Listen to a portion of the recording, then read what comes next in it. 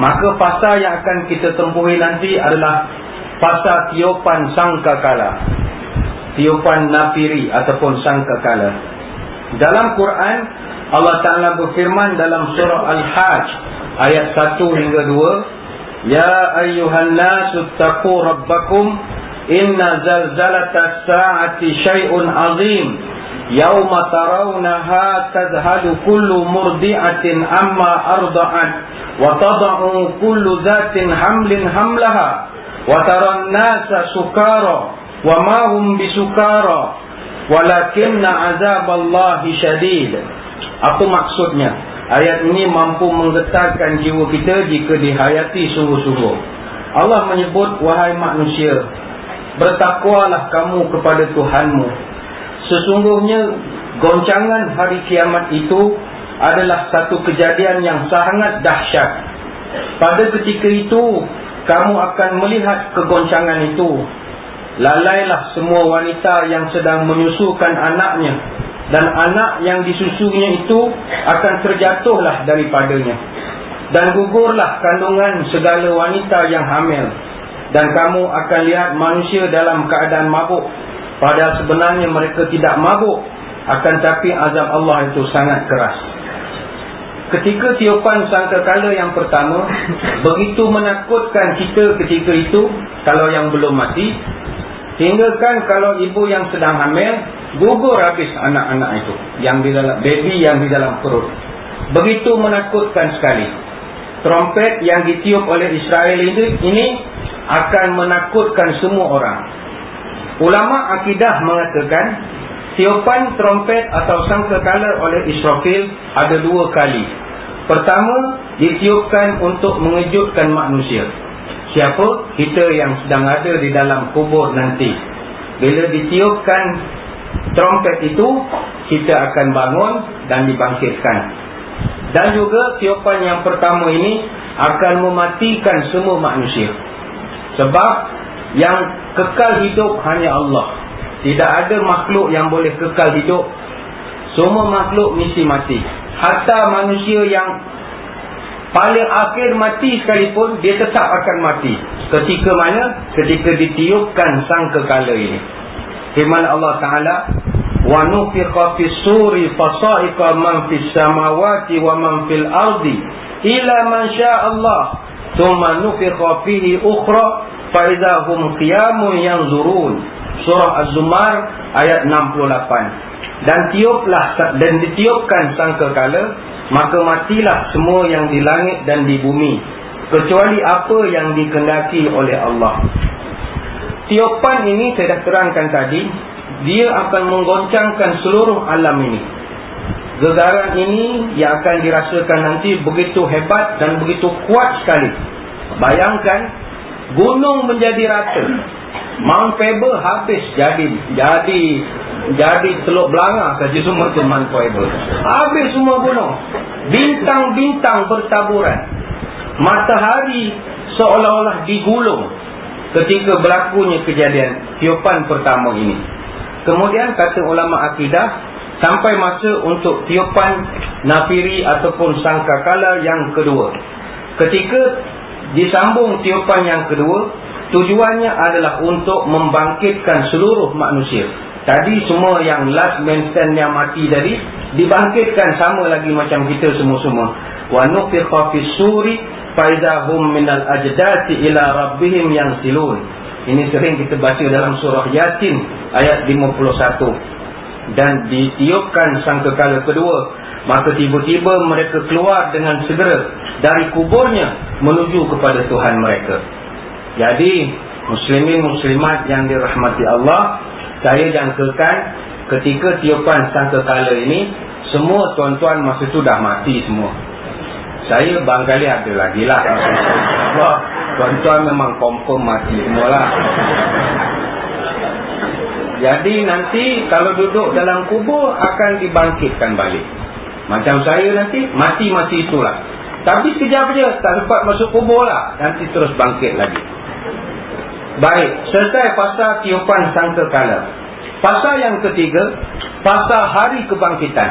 Iaitu tiupan yang kedua, kita akan dibangkitkan. Allah sebut dalam surah Mujadalah ayat ke-6, yauma yab'atsuhumullahu jami'an fayunabbi'uhum bima 'amilu ahsahullahu wa nasuh wallahu ala kulli syai'in syahid.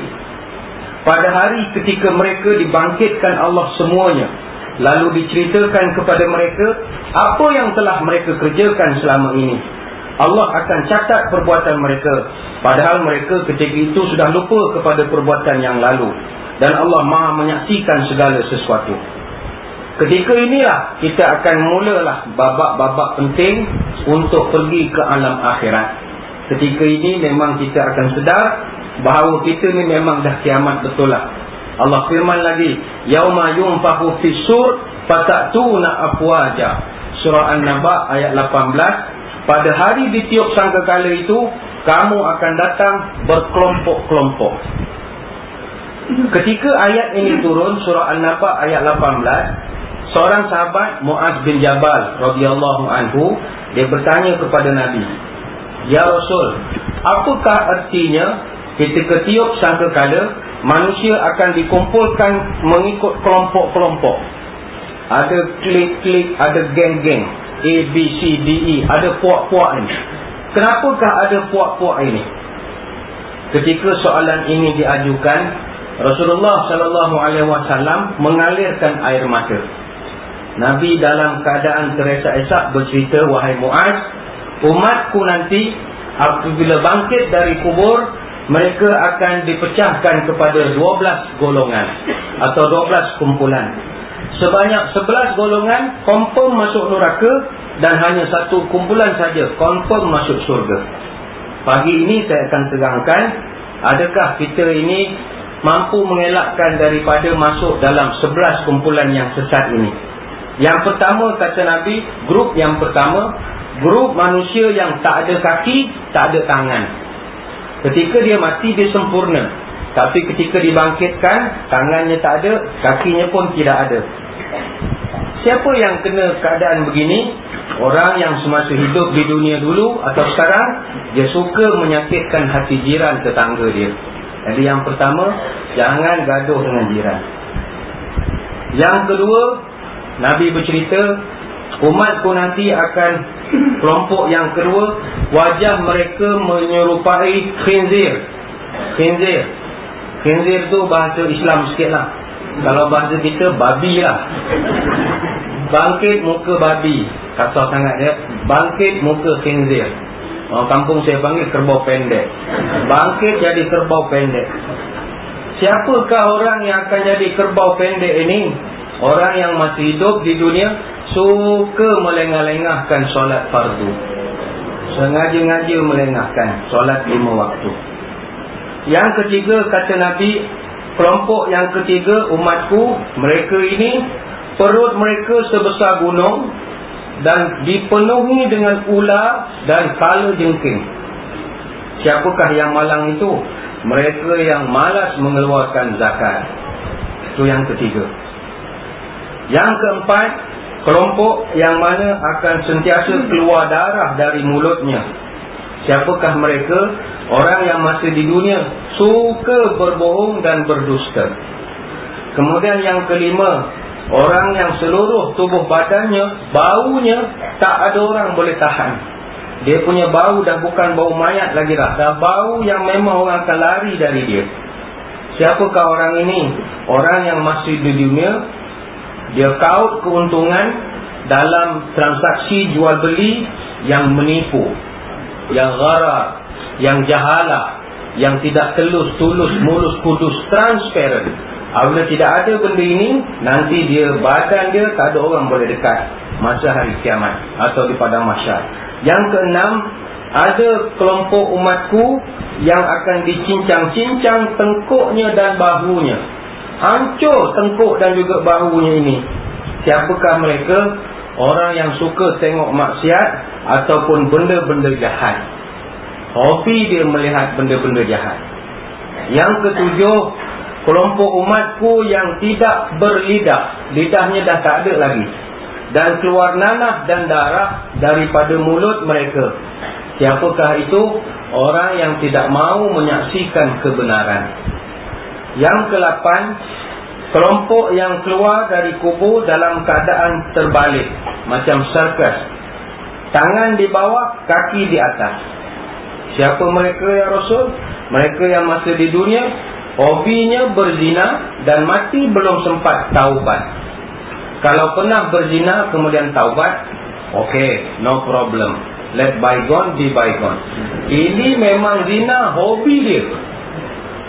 Habis belajar mengaji Quran, nanti dia naik feri pergi seberang, dia zina. Balik lagi, ngaji lagi. Itu memang confirm kena lah. Confirm kena. Minggu lepas saya di Kuantan tangkap, saya Jabatan Agama tangkap ada guru ajaran sesat. Guru ajaran sesat. Kami tak gazet lagi jadi tak boleh sebut nama dia lah. Guru ajaran sesat. Dia ni dah pergi haji. Tapi zina, Masya Allah, luar biasa semua. Banyak anak-anak muridnya itu dihantam semua. Dia tak kira asal benti je dihantam saja. Dia pandai mengubat orang lah. Asal pandai mengubat orang, habis. Macam mana jadi begitu ya? Ujian kepada dia dan dia gagal dalam ujian itu. Yang ke-9, kelompok yang berwajah hitam, bermata biru, perutnya penuh dengan api. Siapakah mereka? Orang yang makan harta anak yatim secara zalim. Makan harta anak yatim boleh, jangan melampau-lampau. Sebab Nabi pun duit anak yatim dia tak bagi simpan di bank lama sangat. Sebab Nabi pesan duit anak yatim jangan sampai kena zakat. Apa artinya? Spend. Orang sedekah, kau mesti belanjakan duit itu. Jangan kau simpan tak boleh. Dapat beli van pengangkutan untuk anak-anak ni pergi ke mana-mana, buatkan bangunan, jangan simpan. Tapi jangan pula salah beli. Orang sumbang banyak-banyak, dia beli kenderaan Toyota Alphard, tapi dia pakai seorang. Memang kena lah. Memang kena lah.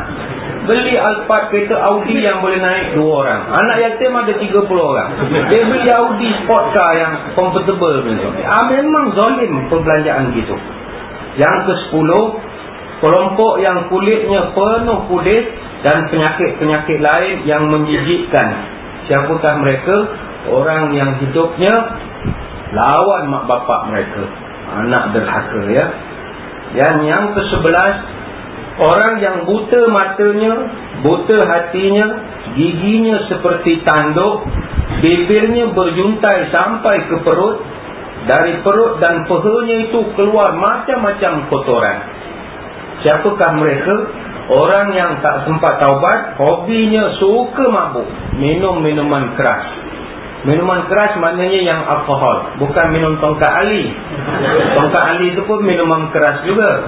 Minuman keras yang halal untuk lelaki lah Minuman keras yang halal. Kopi jantan, radik, alhamdulillah, macam-macam lah. Dewa, macam-macam nama dewa pun ada sekarang. Yang tak sempat taubat, kalau pernah masa tahun 60-an, 70-an minum, sekarang dah insaf, alhamdulillah, pergi haji, pergi umrah, sekarang pun dah jadi jawatan kuasa masjid, bagus. Tapi masa muda, itu cerita dulu. Let bygone be bygone. Apa saja bersifat past tense tak apa. Okay, jangan present tense dengan continuous tense. Itu memang kena betul. Itu memang kena betul. Dan Nabi mengatakan ada satu golongan yang masuk surga. Siapakah dia? Kelompok ke-12. Dia punya muka dia boleh kenal. Wajahnya bagaikan bulan purnama, berjalan di atas titian sirat laksana kilat yang memancar. Mereka yang semasa hidup beramal soleh dan usaha jauhkan maksiat. Dia sentiasa dirikan solat 5 waktu dan mati dalam keadaan sempat bertaubat. Inilah kelompok yang akan dikelompokkan ketika kita dibangkitkan daripada kubur masing-masing. Jadi ibu-ibu, tuan-tuan, muslimin muslimat sekalian, banyakkan bertaubat. Jaga sembahyang 5 waktu, banyakkan amal soleh dan berusaha menjauhkan maksiat. Usaha dulu. Kalau dah usaha, maksiat tu tetap saja datang, itu kita dah berusaha. Sebab kalau tak nak maksiat betul, duduk Mekah lah. Kalau duduk Singapura, duduk Kuala Lumpur, jangan mimpilah maksiat ni depan mata. Kita mengaji Quran sini, turun bawah tengok amal pakai skirt, wow, teluh huruf wow. Jadi belajar huruf lam alif hamzah, turun bawah jadi wow. Sebab kita duduk masyarakat majmuk. Tak nak maksiat, duduk Mekah lah. Mekah semua nampak mata je orang perempuan. Yelah, kita usaha setakat mampu, sekadar mampu. Tapi jaga semayang 5 waktu. Jaga semayang maksudnya jaga waktu-waktu yang telah ditetapkan oleh Imam Syafi'i dan mazhab yang lain. Kalau subuh, buat dalam waktunya. Jangan semayang subuh pukul 10 pagi, pukul 11 pagi. Itu bukan subuh gajah lagi. Itu dah subuh dinosaur, namanya besar sangat dah. Kalau subuh 5.36 pagi, solatlah 5.36. Jangan semayang 6.35. Itu dah tak disiplin namanya, ya. Senang kan untuk dapat bangkit sebagai kelompok yang masuk surga, insya-Allah. Baik, bila kita nanti dah masuk dalam barisan, berbaris ramai-ramai, maka kita akan masuk kepada fasa yang keempat, the fourth phase. Fasa yang keempat ialah fasa yang juga menakutkan kita, fasa padang mahsyar. Padang mahsyar. Ingin saya terangkan kepada tuan-tuan sekalian, padang mahsyar, jangan bayangkan padang tu macam padang. Padang mahsyar bukan macam padang dataran bandaraya Johor Bahru, bukan. Ada menara jam, ada orang jual teh, ada jual apa, tak ada. Dia bukan macam padang bola. Dataran padang mahsyar ini lantainya besi, bumbungnya tembaga. Bayangkan berapa panas. Dalam keadaan itu, kita sangat diseksakan oleh Allah mengikut kadar dosa kita semasa hidup. Bayangkan kita duduk di padang mahsyar, itu dari segi tempoh masa tak ada orang tahu. Sebab proses untuk nak semak setiap umat ini, bayangkan malaikat detail. Kita pula umat paling bongsu. Jadi kita punya giliran panjang. Bayangkan nanti bila padang mahsyar, Allah alam lah apa rupa bentuknya, tapi mungkin kita akan dikumpulkan macam, kan ulama sebut manasik haji itu gambaran kiamat. Barangkali kita di Mina itu, kita di Arafah atau di Mina, itulah rupanya kan. Ikut maktab-maktab lah kan. Maktab 1, 2, 3 sampai 80 lebih. Duduklah maktab masing-masing. Jadi nanti kita tunggu giliran lah bas datang ambil, bawa pergi Muzdalifah. Bagi contoh, tunggu saja lah bas tu, shuttle tu datang kan. Jangan berebut, jangan apa. Tapi sebab kita punya maktab paling ujung, sebab kita umat paling merusuh. Umat yang mula-mula siapa? Adam, Idris. Bayangkan dia punya maktab. Maktab Adam, Idris, Nuh, Hud, Saleh, Ibrahim, Ismail, Ishak, Yaakob, Yusuf, Ayub, Su'id, Musa, Harun, Zulkifli, Daud, Sulaiman, Ilyas, Ilyasab, Yunus, Zakaria, Yahya, Isa, Muhammad. Maktab 87, paling belakang kali. Itu yang Nabi yang kita tahu. Berapa orang Nabi? 124,000. Rasul 313, wajib tahu 25 aja. Bayangkan, saya tak boleh nak bayang. Satu Nabi, katakanlah Nabi Adam dia ada 1 juta umat. Katakanlah 1 juta umat. Tunggulah 1 juta orang. Dia nak semak satu-satu. Tuan-tuan kalau nak pergi Johor, boleh telefon dulu immigration, jam ke tak jam. Ini tak adalah, tunggu je lah. Apa nak buat, tak tahu, duduk je lah. Dan perlu kita ingat, satu hari di padang mahsyar bersamaan 50,000 tahun dunia. Satu hari. Sangat mengerikan. Sebab itu Allah sebut dalam surah Al-Ma'arij ayat yang keempat, ta'rujul malaikatu warruhu ilaihi fi yaumin kana miqdaruhu 50,000 sana. Kalau siapa-siapa pergi umrah, kalau solat di Masjid Nabawi, kalau Dr. Salah Budek, kalau dia jadi imam, kalau dia baca surah Ma'arij, mesti nangis. Mesti nangis. Siapa-siapa yang sempat, dia selalu giliran dia solat subuh. Kalau solat subuh, Dr. Salah Budir namanya. Kalau buka YouTube, cari kaset-kaset mengaji Quran, typekan Dr. Salah Budir. Bacaannya sedap, mendayu-dayu, Imam Masjid Nabawi. Kalau favorite surahnya surah Ma'arij. Kalau dia baca, mesti dia nangis. Ta'rujul malaikatu wa ruhu ilaihi wa kita yang kadang saya lah orang tua ni nangis. Aku rasa aku faham dah ayat ni. Agak dia dah boleh bayang. Kalau orang baik-baik dia dah boleh bayangkan. Ialah ayat ni menyebut malaikat-malaikat dan Jibril menghadap Tuhan dalam sehari kadarnya 50,000 tahun. Dia bayangkan, aduh seksa je duduk di padang mahsyar. Dan semasa kita di padang mahsyar, kita nanti akan melalui satu keadaan yang mana kita sangat dahaga. Dan kita perlukan makanan dan minuman untuk meneruskan kehidupan. Namun ingat, padang mahsyar ini alam lain. Duit tak laku. Duit yang kita bawa nanti tak laku. Jadi apakah mata wang atau currency untuk kita kekal hidup senang di padang mahsyar? Currency-nya adalah amal soleh. Lagi banyak amal soleh kita buat, itulah duit yang kita bawa pergi sana. Sebagai contoh, pagi ni ada orang daripada malam tadi dia qiyamul lail. Tadi Masjid Al-Abdul Razak dia buat qiyamul lail. Kena ada jemaahnya yang datang ke sini. Qiyamul lail, amal soleh. Kemudian solat subuh jemaah, amal soleh. Kemudian ada zikir lepas solat subuh, amal soleh. Kemudian dengar syarahan, amal soleh. Kemudian dia bersedekah kepada tabung masjid, amal soleh. Orang macam itu dah berapa amal soleh dia buat, dah berapa duit dah dia nak bawa nanti di padang mahsyar. Kita barangkali ramai dari kalangan kita, barangkali inilah amal soleh kita yang baru-baru ni lah kita nak buat untuk pagi ini. Barangkali pagi tadi sembahyang subuh gajah, baru sekarang ni dengan ceramah. Okey lah subuh gajah, bukan dinosaur, subuh gajah. Ada amal soleh. Orang lain tak bangun lagi oh. Orang lain tak bangun lagi. Sebab apa? Hari Ahad kan. Esok kerja hari Ahad memang bangun lambat. Dia berbeza dengan Bilal bin Rabah. Ketika diseksa oleh tuannya disebut Ahad. Ahad. Orang kita pun sebut Ahad juga. Bangun, bangun, Ahad. Bangunlah, Ahad. Macam Bilal bin Rabah.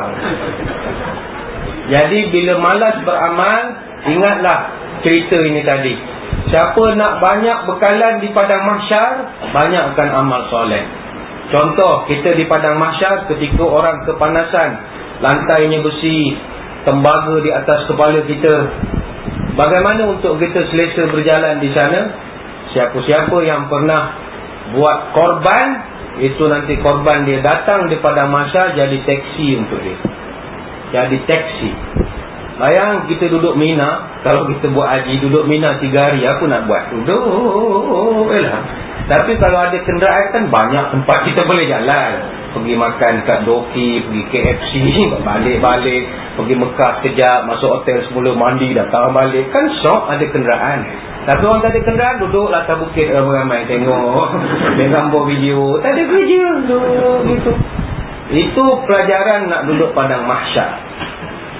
Nanti siapa yang pernah korban kambing, kambing dia datang. Kambing itu datang. Siapa pernah korban lembu, lembu lagi besar kenderaan datang. Siapa pernah korban unta, nanti unta lagi selesa kenderaannya. Nah, jadi korban tahun ini nanti insya-Allah siapa ada rezeki lebih, buat korban paling besar sekali. Niatkan selain daripada untuk bagi orang, niatkan juga untuk jadi saya punya taksi untuk di padang mahsyar nanti. Taksi di padang mahsyar. Maka bila kita memerlukan kepada kehidupan, memang bukan semua orang akan dapat anugerah-anugerah kehidupan di padang mahsyar. Tuan-tuan, menceritakan padang mahsyar ini, pernah satu ketika Nabi SAW dia bercerita kepada Aisyah radhiyallahu anha. Kata Nabi, wahai Humairah, nanti kita di padang mahsyar semua orang bertelanjang, tidak ada pakaian seurat benang pun. Nabi seriuslah bercerita macam itu. Ketika Nabi cerita, Aisyah senyum. Dia senyum. Rasulullah, malunya saya. Nanti orang nampak saya punya, saya nampak orang punya. Malunya. Macam mana? Macam mana? Nabi julung-julung kali kita baca dengar syarahan, Nabi tak pernah marah isteri. Tapi untuk kesekian kali Nabi marah kepada Aisyah. Apa sebab? Benda ni bukan benda main-main. Ketika itu Nabi marah, ya natabni Abi Quhafah. Itu dia marah lah. Apa artinya? Hei, anak Abu Bakar. Itu kan dia marah dah tu. Kan biasa dia panggil Aisyah dengan gelaran Umairah. Wah, yang pipi kemerah-merahan apa semua. Tapi ini kali dia panggil, hei, anak Abu Bakar. Itu kan marah. Tuan-tuan pun tak pernah panggil isteri begitu kan. Kalau marah, panggil nama bapak. Dia cari tahu sikit. Kata nama isteri Azina binti Ali. Biasa panggil baby. Tapi hari tu kita nak marah pada, anak Wali. Itu tanda kita marah. Jadi Nabi, anak Abu Bakar, syughilan nas yawma idzin anin nazar wa syakhisu absarihim ila sama mawqufina 40 sana la ya'kulun wa la yashrabun. Hei anak Abu Bakar, manusia di padang mahsyar terlalu sibuk, tidak ada masa nak memandang orang lain, tidak ada masa nak memandang sesama sendiri. Semua orang berdiri memandang ke arah langit. Mereka berdiri tidak bergerak 40 tahun, tidak makan, tidak minum. Berdiri 40 tahun. 40 tahun bukan 40 tahun dunia, 40 tahun mahsyar. Berdiri bunguk situ lah. Diri tengok. Apa kita buat? Berdiri menantikan result kita bagaimana. Tuan-tuan yang pernah merasa suasana ambil keputusan exam, keputusan medical check up, keputusan itu, apa perasaan kita? Takut. Ini pula, kalau kita fail, neraka. Lulus, surga. Itu saja jawapan antara surga dan neraka. Menyebabkan kita begitu takut sekali. Berdiri tak bergerak. Makan tidak mau, minum pun tidak mau. Apa yang kita buat semasa berdiri di padang mahsyar itu? Dalam satu hadis daripada Miqdad bin Aswad radhiyallahu anhu, Nabi mengatakan, tudna syamsu yaumal qiyamah. Nanti di padang mahsyar, matahari akan duduk dekat dengan kepala kita. Orang Melayu biasa sebut matahari sejengkal, tapi dalam hadis sahih sebut tudna. Tudna ni artinya satu batu jaraknya. Samalah, sebab sekarang matahari dengan kita berapa jauh? Matahari dengan kita jaraknya sekarang 93 juta batu. Pada mahsyar, matahari sebatu saja dari kepala kita. Kalau dalam kilometer sekarang, matahari 149.6 juta kilometer. Nanti di padang mahsyar, matahari boleh nampak atas kepala. Maka ketika itulah manusia akan mengalami peluh yang luar biasa. Sekarang ni pun kita sudah musim kering. Musim kering, kita dah rasa kepanasan. Kalau tengah hari cecah 37 darjah Celsius. Kalau di negara-negara Arab, subuhnya sekarang dah 36 darjah Celsius. Subuh 37 Celsius. Bayangkan dalam keadaan sekarang panas, kita pasang aircon berapa bil elektrik rumah kita. Teruk kita membayar sebab panas. Kereta pasang aircon, semua pasang aircon. Itu pun kita mengeluh lagi, aduh panas lah. Bayangkan di padang mahsyar, matahari atas kepala betul. Ketika itu peluh mencurah-curah. Qala fayakunun nas ala qadri a'malihim fil araq. Manusia ini, kata Nabi, dia punya peluh yang keluar akan mengikut amalan perbuatannya semasa di dunia. Faminhum man yakunu ila ka'bai. Ada orang peluhnya sampai buku lali ataupun mata kaki. Wa minhum ila rukbatai. Ada orang peluhnya sampai lutut. Wa minhum ila haqwai. Ada orang sampai pinggang. Wa minhum man yaljimuhul araq iljaman qala biyadihi fi ila fihi. Hadis riwayat Muslim. Kata Nabi yang terakhir, ada orang nanti dia punya peluh sampai mulut dia, tercungap-cungap. Nabi tunjukkan tangan pada mulut dia. Dia nak elakkan dari peluh masuk ke dalam mulutnya sendiri. Jadi agak-agak kita, adakah suasana itu tidak cukup menyeksakan lagi? Sangat menyeksakan. Berenang di dalam lautan peluh kita sendiri. Mengerikan. Dalam kepanasan suasana, tidak berpakaian, matahari di atas kepala, lantai besi, tidak ada kasut. Di sinilah pentingnya kita berdoa daripada sekarang, minta supaya Allah golongkan kita sebagai 7 golongan yang akan dapat perlindungan istimewa di padang mahsyar. Kan ada 7 kelompok akan diberikan rumah rehat, homestay, selama duduk di padang mahsyar. Kita biasa dengar 7 kelompok yang akan dapat perlindungan, tidak ada perlindungan melainkan perlindungan Allah pada padang mahsyar. Pemimpin yang adil. Siapa lagi? Orang muda yang hatinya dekat dengan masjid. Siapa lagi? Orang lelaki yang ada perempuan ajak zina, atau nak urut kaki, nak urut badan, dia kata, oh saya takut Allah. Ini semua akan dapat naungan Allah pada padang mahsyar. Muslimin muslimat yang dirahmati Allah, dalam suasana seksa begitu, sudah pasti kita akan lapar dan dahaga. Ketika inilah kita sangat memerlukan kepada air minuman untuk menghilangkan kepanasan dan dahaga. Alhamdulillah, sebagai umat Nabi Muhammad SAW, kita tidak dibiarkan keseorangan. Sebab itu Nabi tak banyak doa bala-bala untuk kita. Sebab dia dah janji nak simpan dia punya talian hayat dia punya kota line dia untuk doa kepada kita di padang mahsyar nanti. Sebab itu antara keistimewaan yang Allah beri kepada Nabi kita, Nabi akan diberi peluang untuk memiliki sebuah kolam telaga Kausar. Kausar tu nama sungai, kita panggil haud, ataupun kolam, kita panggil telaga Kausar lah. Kolam ini memang khusus untuk umat Nabi Muhammad SAW. Tetapi bukan semua umat dia akan dapat minum air ini. Berapa besar kolam yang Nabi diberikan kemudahan ini? Para ulama yang mengumpulkan hadis-hadis mengatakan, di padang mahsyar nanti kolam Nabi ini, dia punya bentuk dan dia punya keluasan sangat luar biasa. Walaupun namanya perigi Kausar, telaga Kausar, dia lebih sesuai kita panggil kolam, sebab bentuknya itu rectangle ataupun 4 segi tepat. Kolam Nabi 4 segi, panjang dan sisinya sama panjang. Dalam satu hadis dikatakan, haudi masiratu syahrin wa zawayahu sawaun. Hadis riwayat Muslim. Kolamku itu, kata Nabi, panjangnya sejarak 1 bulan perjalanan, tepi-tepinya juga sejarak itu.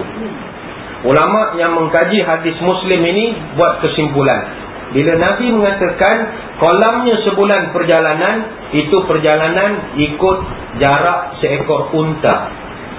Unta normally dia berjalan dalam 1 jam, dia boleh berjalan sejauh 5 km 1 jam.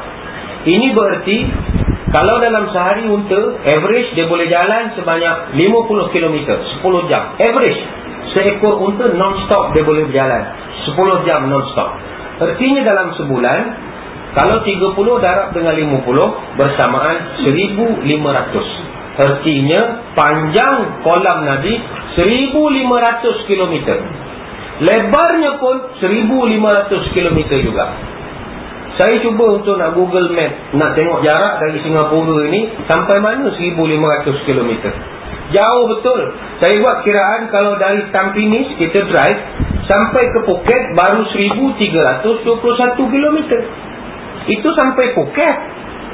Phuket tu pun dah jauh, dah mabuk rasa kita nak sampai Phuket itu. Lagi atas lagi. Kalau kita drive dari Tampines sampai Phuket baru 15 jam 14 minit. Driving non-stop. Artinya kolam Nabi memang luas betul lah. Daripada Singapura barangkali bawah sikit dari Bangkok lah. Dia punya panjang dia. Panjangnya begitu, luasnya pun begitu juga. Dan dalam banyak riwayat yang lain, ada yang Nabi pernah kata, kolamku ini seumpama perjalanan daripada Mekah ke Baitul Maqdis. Ada juga Nabi mengatakan begitu. Baik, seterusnya, bagaimana, apa lagi yang ada pada telaga itu yang menjadi kemudahan kepada kita? Nabi menceritakan, di padang mahsyar nanti aku punya telaga, sebab terlampau besar, kita perlu guna bekas untuk nak minum air dia. Jadi bila nak minum, macam kita pergi Mekah lah. Mekah kan air Zam-Zam, dia mesti ada taruh cawan yang baru, cawan yang dah digunakan. Jadi kolam Nabi pun begitu. Ada bekas-bekas yang digunakan untuk umat dia, mana yang penat, dah berenang dalam peluh letih-letih, macam marathon lah. Berenang tepi sekejap, minum air, go, sambung seksa lagi, berenang lagi. Nanti penat, minum lagi. Bekas itu, dalam satu hadis Nabi pernah menyatakan, ma'uhu abyadu minal labani wa rihuhu atyabu minal miski wa kizanuhu kanujumis samai man syariba minha fala yazma'u abada. Nabi cerita kolamku itu airnya lebih putih dari air susu, wanginya lebih harum daripada bau kasturi. Cawan yang digunakan jumlahnya itu bagaikan bintang-bintang di langit. Barang siapa minum dari kolamku itu, nescaya dia tidak akan dahaga selama-lamanya. Ini rahmat kedatangan Nabi kepada kita semua. Ada satu ulama dia kaji, apabila Nabi menyatakan bahawa cawan yang digunakan untuk minum dari kolamnya itu sejumlah bintang di langit, ada orang buat kajian berapa banyak jumlah bintang di langit.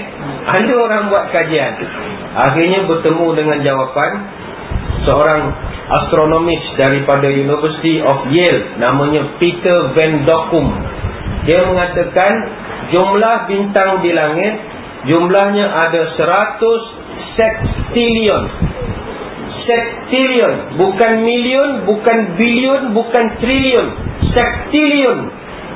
Berapa banyak sextillion? Kalau tuan-tuan puan-puan nak tulis atas kertas 100 sextillion, itu jumlah bintang di langit. Tulisan nak tulisnya begini, 100, dia lepas tu buat koma, lepas tu ada kosong. Kosong itu ada 21 kali kosong. 100, kosong, kosong, kosong. Itu kosong itu 21 jumlah semua. Kosong, kosong, kosong, kosong, kosong, kosong, kosong, kosong, kosong, kosong. Lepas cukup 21, darab pula 3. Itulah jumlah bintang di langit. Ataupun sama agaknya jumlah cawan yang disediakan untuk minum kolam Nabi SAW. Bagaimanakah sifat air telaga atau kolam Nabi ini? Nabi menceritakan abradu minal salji wa ahla minal asal. Hadis riwayat Ahmad. Air dari kolamku itu airnya lebih dingin dari ais. Ataupun kalau kita pergi Indonesia ada es teler, macam-macam lah es. Air abokat macam-macam. Airnya lebih dingin dari ais dan dia lebih manis daripada madu. Kita kurang minum madu. Orang perempuan pun tak suka sebut madu-madu apa semua. Lebih manis dari teh tarik lah sebenarnya. Bagi faham mudah ya. Apa perempuan marah sebut madu? Perempuan rela diracun ke di madu? Kan madu di tangan kananmu, racun di tangan kirimu. Rela di madu ke diracun? Dua-dua tak mau ya. Baik. Seterusnya, kalau nak cerita Telaga Kausar ni banyak lagi lah sifat-sifat. Cuma saya ringkaskan begini. Walaupun kemudahan itu telah disediakan untuk kita nanti, namun sayang Nabi menceritakan ada di kalangan umatku nanti, walaupun air kolam itu memang disediakan untuk mereka minum bila penat dan letih, tapi sayang ada yang akan dihalau keluar daripada situ. Ada. Mudah-mudahan kita tak masuk kelompok itulah. Siapakah kelompok yang akan dihalau ini? Satu hari Nabi bersabda, anna Rasulullah kharaja ila maqburati faqala assalamualaikum dara qaumin mu'minina wa inna insyaallah bikum lahikun wadittu anni qad ra'aitu ikhwanana faqalu ya Rasulullah alasna bi ikhwanika qal bal antum ashabi wa ikhwanana alladhina lam ya'tu ba'di wa ana faraduhum 'ala al-hawdi. Hadis ni panjang. Satu hari Nabi pergi ke kawasan makam Baqi', kubur Baqi' di Madinah. Nabi pun bagi salam. Assalamualaikum wahai orang-orang yang duduk alam barzah. InsyaAllah kita orang akan follow kamu kemudian. Kamu jalan dulu, kami ikut dari belakang kemudian. Kemudian Nabi pun mengatakan, aku rindu nak jumpa dengan saudara-saudara aku, kata Nabi. Sahabat yang duduk sebelah mengatakan, ya Rasulullah, kan kita orang ni saudara tuan. Apa rindu-rindu lagi, ni ada semua ni kan. Nabi kata, tak, kamu semua sahabat aku, kamu bukan saudara aku. Sahabat pun tiba-tiba jadi jealous. Ya Rasulullah, siapa saudara? Saya cuba cakap sikit siapa saudara tuan. Kami lah, ni saudara malu kita semua dari Mekah hijrah sama-sama. Apa saudara? Saya tak ada saudara lah. Kata Nabi, aku ada saudara. Saudaraku ini nanti adalah orang yang datang selepas daripada aku nanti. Iaitu kita lah. yang mana aku tak dapat jumpa mereka di dunia, tapi aku akan jumpa dengan mereka ini di telaga ku nanti. Nabi sebut fi haudi. Jadi telaga ataupun kolam Nabi nanti adalah kita punya meet and greet, tempat berjumpa dengan Nabi nanti. Di situ tempat Nabi mengenali kita. Sahabat tak puas hati bertanya kepada Nabi, ya Rasulullah, kaifa ta'rifu ma ya'ti ba'daka min ummatika? Ya Rasul, macam mana Tuan boleh kenal umat Tuan nanti? Kenal ke? Macam kami mesti Tuan kenal Abu Bakar, Umar, Osman, Ali. Yang macam ni kenal atau tidak? Ustaz Farul Razi, Ustaz Jalaluddin Hasan, Ustaz T.M. Fauzi, Ustaz apa nama, Ustaz Badli Shah. Nanti Tuan kenal. Contohlah, Tuan kenal ke? Dia orang sebab bukan hidup di zaman Tuan. Mana gitu kan? Dia orang tak hidup di zaman Tuan, ya Rasulullah. Macam mana Tuan boleh kenal? Bukannya pakai name tag. Kan kita tak berpakaian. Ketika itu Nabi tersenyum. Ara'aita law kana li rajulin khailun ghurrun muhajjilatun fi khallid duhmin buhmin ala ya'rifu khailahu. Nabi tersenyum. Nabi menyatakan, kamu ni tanya soalan macamlah susah sangat nak jawab. Kalau kamu jalan di tengah ladang kuda, kata dia, banyak kuda-kuda, penternakan kuda. Katalah kuda tu ada warna coklat, warna merah, warna hitam, apa semua. Dalam banyak-banyak tu mesti ada kuda putih. Kamu nampak atau tidak kuda putih kalau dia duduk tengah-tengah kuda warna lain? Malah ya Rasulullah, mestilah kami kenal lah kuda warna putih. Dia kata, begitulah umat aku. Dia punya muka ada cahaya, bling bling bling bling bling. Aku boleh kenal aku punya umat. Umat Nabi Muhammad, dia muka ada cahaya. Datang mana cahaya? Bukan fair and lovely. Dia pakai cahaya ini dari wudu. Fair and lovely. Dari Rani Agul, SK2, Rani Agul, apa lagi? No, cahaya kita adalah wudu. Wudu ini dia jadi cahaya. Jadi nanti umat, walaupun ada triliun, sektiliun umat manusia di padang mahsyar, Nabi boleh kenal dalam ramai-ramai itu umat dia. Bahkan kita sendirilah, kalau pergi ke Mekah, pergi buat haji, buat umrah, manusia ada 2-3 juta. Kita dalam ramai-ramai itu boleh kenal lah orang Malaysia, Brunei, Indonesia, Singapura. Boleh kenal. Itu juta manusia itu. Pakai semua sama. Kalau kita lelaki lagi susah nak trace kan, sebab pakai ihram. Macam orang perempuan, belakang kepala dia ni ada tulis, ada bendera, ada bunga, macam-macam. Dia ikat-ikat. Kalau jemaah Singapura macam Zoro, macam benda ni. Dia kenal. Kita yang lelaki mana nak kenal. Tapi kita ada skill itu. Kita tengok boleh kenal. Ni mesti boleh cakap dengan aku ni. Mana mau sesat lah, mau pergi muasin gini. Kan kita ada skill itu. Sementara lagi Nabi SAW, dia boleh kenal kita nanti. Maka ketika itu Nabi menceritakan, di kalangan umat aku ini, fa innahum ya'tuna yaumal qiyamah ghurran muhajjilina minal wudu wa ana faratuhum ala haudi fala yuzadana rijalun an haudi kama yuzadul ba'irul dhalu. Kata Nabi, umat aku yang mukanya cerah berwarna putih ini, mereka akan aku kenal dan aku panggil mereka datang ke kolam aku. Mari, minum dulu. Nabi panggil lah. Agakkan saya begitulah. Mari minum, mari sini, mari minum. Haji, halal. Macam Mekah juga lah, halal. Dulu jemaah Malaysia, dia singgah dekat R&R Madinah tu kan. Nama je R&R lah, itu tempat buang air je. Dia singgah, kali ada, dia tengok bas rombongan, budak-budak jual syai kan. Syai, jual sandwich. Bila kita suruh dekat tangga, dia duduk ramai-ramai. Haji, halal. Jemaah Malaysia ambil semua. Ambil makan, relax, naik bas. Dia kejar bas. Driver berhenti. Apa saya kejar? Ni semua tak bayar. Lepas tu jumpa dengan mutawif. Apa kan? Pakcik semua ambil makan bayar tu tidak? Tak bayar. Apa tak bayar? Dia cakap halal. Banyak ambil saja lah. Halal lah. Rupanya Mekah memang macam tu kan. Kalau lalu dekat kedai minyak atar kau, halal, haji, ajar, halal. Halal tu kan free. Halal tu boleh jual lah. Jadi agakkan saya nanti di padang mahsyar agaknya begitulah ya. Nabi dan kru-krunya, urus dia panitianya, haji halal, mari, murah agaknya. Kita pun datanglah ramai-ramai.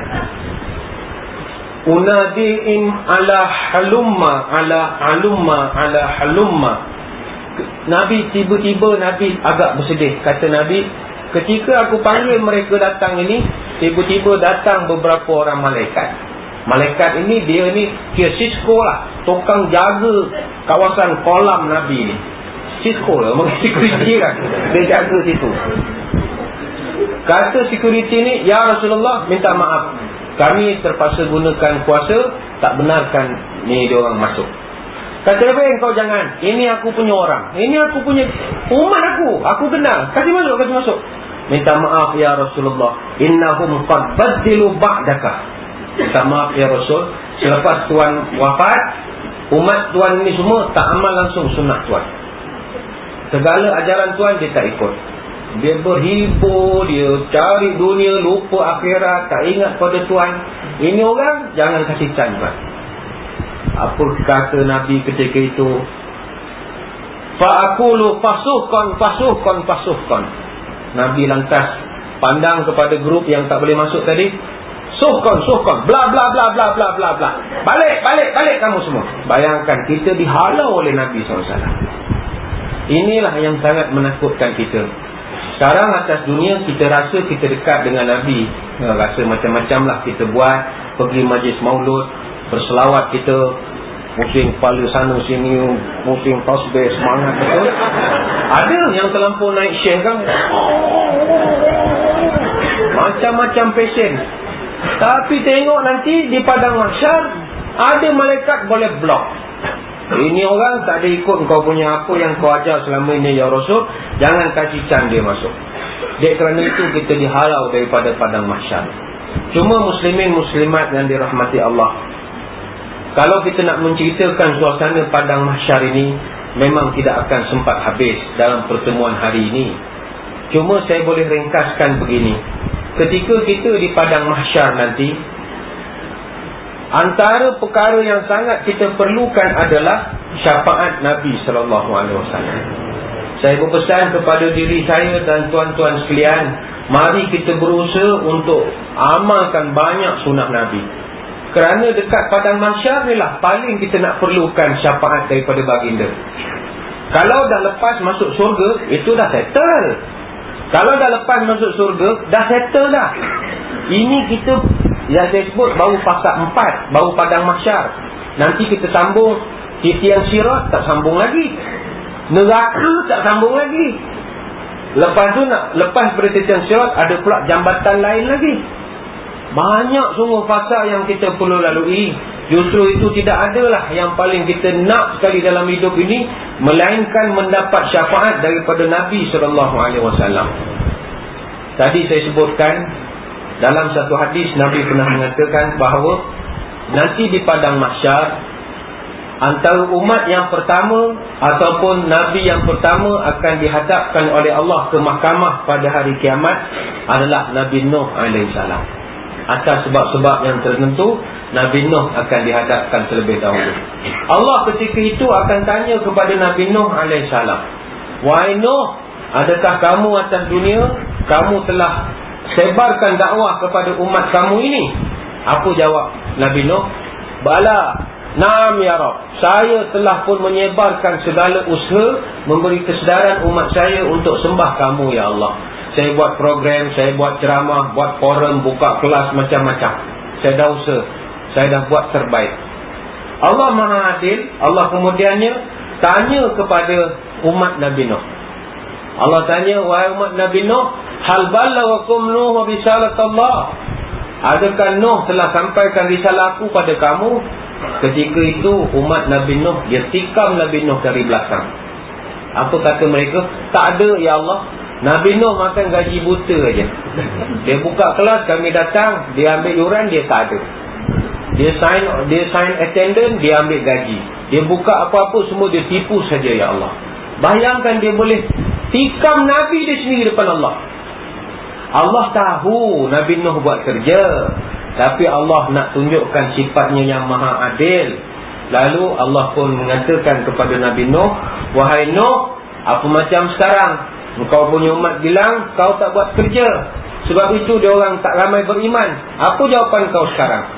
Ketika itu Nabi Nuh lantas mengatakan, ya Allah, saya bersumpah bahawa saya dulu buat kerja, ya Allah. Allah Ta'ala mengatakan, mana boleh sumpah-sumpah, mesti bawa saksi, mesti bawa bukti, baru boleh terima. Ini mahkamah. Maka kata Nabi Nuh, ya Allah, saya akan bawa saksi menunjukkan bahawa saya ada buat kerja masa saya hidup dulu. Siapa saksi kamu, wahai Nuh? Katanya Allah. Allah maha mengetahui. Allah tanya dia, siapa saksi kamu, wahai Nuh? Saksi saya adalah umat Muhammad sallallahu alaihi wasallam. Sebab itu dalam Quran Allah Ta'ala berfirman, Allah Ta'ala menyebut kita ini ummatan wasata litakunu syuhada 'alan nas. Kita umat pertengahan menjadi saksi kepada umat lain. Jadi nanti kita di padang mahsyar, kita jadi saksi. Saksi apa? Saksi mahkamah. Apa bagusnya? Bagusnya ialah bila kita kena jadi saksi, daripada row paling belakang, kita dipanggil duduk potong queue paling depan. Itu rezeki kita. Sebab nak jadi saksi takkan duduk belakang. Oh, Umat Muhammad, Nabi Nuh buat kerja. Oh, buat. Tak boleh, mesti duduk tempat saksinya. Jadi bayangkan tadi saya cerita, kita umat paling belakang, Adam, Idris, Nuh, Saleh, Ibrahim, Musa, Ismail, sampai Nabi Muhammad belakang sekali. Tapi kerana kita diangkat, kita punya label jadi saksi, kita daripada belakang, kita potong semua umat. Zaz, engkos, mat, terus paling depan. Ketika kita potong lain ini, semua umat pandang, ni siapa potong queue ni? Woi, semua marah kita. Woi, potong apa ni? Potong queue. Oh, semua marah. Kita sampai di depan, Allah Ta'ala tanya, wahai umat Nabi Muhammad, benarkah Nabi Nuh pernah buat kerja dulu? Benar, ya Allah, kami naik saksi, kami tahu Nabi Nuh buat kerja. Selamat Nabi Nuh AS. Umat Nabi Nuh tak puas hati. Dia marah sama kita. Kaifa tashhaduna alaina wa antum akhirul umam wa nahnu awwalul umam. Macam mana kau boleh jadi saksi? Kami umat paling sulung, kau umat paling bongsu. Bila kita pernah jumpa? Macam mana kau boleh jadi saksi? Ketika itu kita dengan bangganya menjawab, walaupun kami tak hidup zaman kau, tapi kami diutuskan seorang Rasul yang sayang pada kami. Pada Nabi ini diutuskan padanya sebuah kitab. Dalam kitab ini ada khabar hukum. Bukan sekadar kabar kamu. Nabi Ibrahim kami tahu, Nabi Musa kami kenal, Nabi Isa kami kenal. Sebab Nabi kami cerita semua kisah dahulu. Kami boleh jadi saksi hari ini juga. Selamat duduk paling depan. Duduk depan ni penting, tuan-tuan. Mungkin ada orang kata, tak kisahlah Ustaz, padang mahsyar duduk belakang ke duduk depan ke, sama je lah Ustaz. Mana ada sama. Duduk depan special. Apa sebab? Kalau dalam protokol, orang duduk depan ni orang besar-besar saja. Bila orang duduk depan ni orang besar-besar, dia punya kemudahan pun lain sikit daripada duduk belakang. Sebab itu kalau VIP, VVIP, kalau duduk coffee table ada sofa di depan, dia punya meja dia tak sama macam meja kita. Sebab dia orang VIP, dia datang dengan ceramah, datang dengan forum, dia ada meja dia ada kacang. Ikan biasa tentu kan, ada kacang, ada kuaci, dia dengan ceramah dia makan. Jadi sebab dia duduk depan. Kalau dalam istana, kalau tuan-tuan tak ada pingat, tuan-tuan tak boleh duduk depan, duduk belakang sekali. Kalau pingat Datuk Tan Sri, duduk depan sekali. Agung sini, kita sini. Kalau ada pingat, duduk belakang sekali. Kalau ada satu je pingat, PJK ke apa ke, duduklah sebelah Tok Batin, sebelah apa. Tak ada. Dia depan ini, dia ada satu level orang tertentu. Kenapa kita dapat martabat ini? Kerana kita menumpang kemuliaan Nabi SAW. Sebab itu, kalaulah di padang mahsyar kita dah sampai tahap Allah letakkan kita di baris paling hadapan, maka kita sekadar menumpang kemuliaan baginda. Banyakkan selawat kepada Nabi, kerana banyak lagi perkara-perkara yang dijanjikan Nabi kepada kita yang baginda akan tolong. Sebagai contoh, semasa kita meniti titian sirat, Nabi antara Rasul yang tidak akan pergi ke mana-mana selagi umat dia tak settle. Nabi lain semua dah menangis-nangis dah. Nabi-nabi yang lain, dalam satu hadis diceritakan, apabila mereka berdiri di padang mahsyar, Allah Ta'ala bukakan sound system neraka Jahannam. Begitulah kurang lebih, bunyi lebih ganas dari itulah. Ketika neraka mengeluarkan bunyinya, seluruh manusia lembik lutut. Lutut semuanya lembik, terus terduduk depan Tuhan. Ada yang menangis-nangis, menangis-nangis. Termasuklah ada di kalangan Nabi yang akan berdoa kepada Tuhan, wahai Tuhanku, la as'ala illa nafsi. Hari ini saya tak minta benda lain, tolong settle saya punya problem dulu. Saya punya umat kemudian kira. Ada di kalangan Nabi-Nabi tak ramai 100,000 lebih. Ada umat dia datang madu, bos, aku macam kami, aku pun tak settle aku punya hal. Kau cari Nabi lain dulu lah. Siapa? Kau cari Nabi Muhammad. Dia tak banyak masalah lah, aku banyak masalah. Kau pergi cari dia lah. Semua orang cari Nabi Muhammad. Dia penyayang kan, dia boleh tolong semua orang. Tapi siapa yang first sekali dia tolong? Kita lah. Sebab kita terang-terang umat dia. Satu hari Umar Al-Khattab pernah bertanya kepada Ka'ab Al-Ahbar, wahai Ka'ab, ceritakan aku satu kisah yang kalau aku tahu cerita ini, nescaya aku akan menangis. Kata Ka'ab, wahai Umar, nanti di padang mahsyar semua orang melutut di hadapan Allah ketika mendengar suara neraka Jahannam dikeluarkan. Fala kunta ya Ibn Khattab yauma idzin amala sab'ina nabiyyan la zananta annaka la tanju. Wahai Umar, kalaulah ketika itu kamu bawa pahala sebanyak 70 para nabi, bila kamu dengar bunyi neraka, kamu takkan confident boleh lepas daripada neraka. Kamu mesti kata, matilah aku, memang masuk neraka lah hari ini. Itu bawa pahala 70 nabi.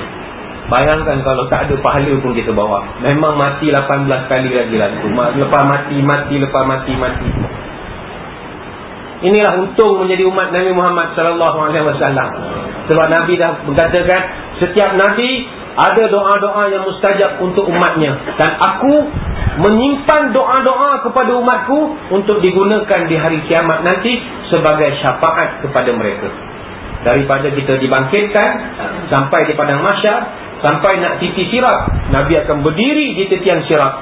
Bila kita melintas, dia berdoa, ummati salim salim ummati salim salim ummati, ya Allah selamatkan umatku. Dia macam kita tengok anak kita melintas lah, gitu kan. Itulah Nabi sayang pada kita, jaga gitu. Masya Allah, cinta benar baginda kepada kita. Mudah-mudahan tajuk yang kita